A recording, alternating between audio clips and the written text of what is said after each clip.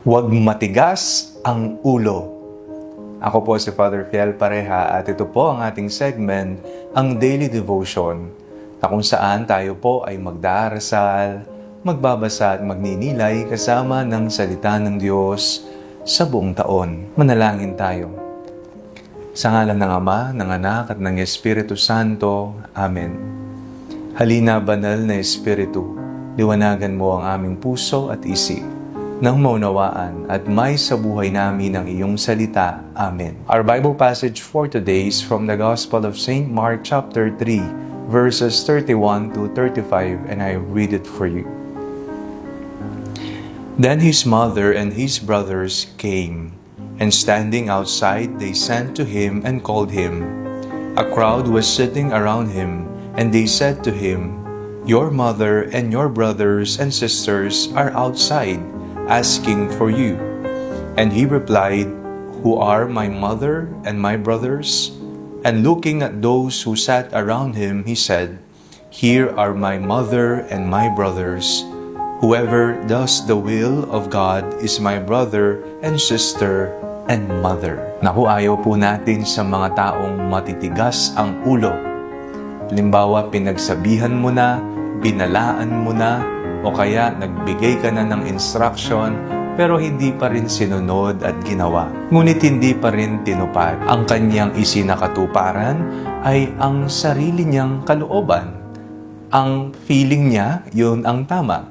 Kahit na mayroon ng panuto, meron ng gabay. Kapag pinag-uusapan ng katigasan ng ulo, hindi lamang ito sa pang-araw-araw nating pamumuhay.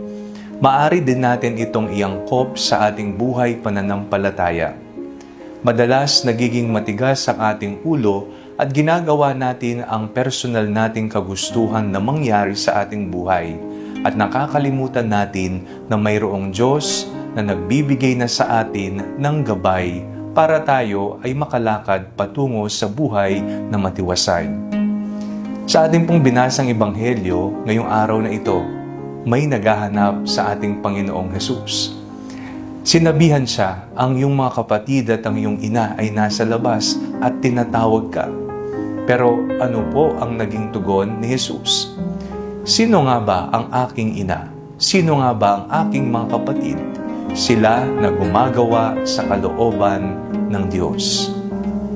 Paano natin masasabi na tayo ay tunay nga na tagasunod ni Hesus o bahagi ng kanyang pamilya kung tayo ay gumagawa sa kanyang banal na kalooban?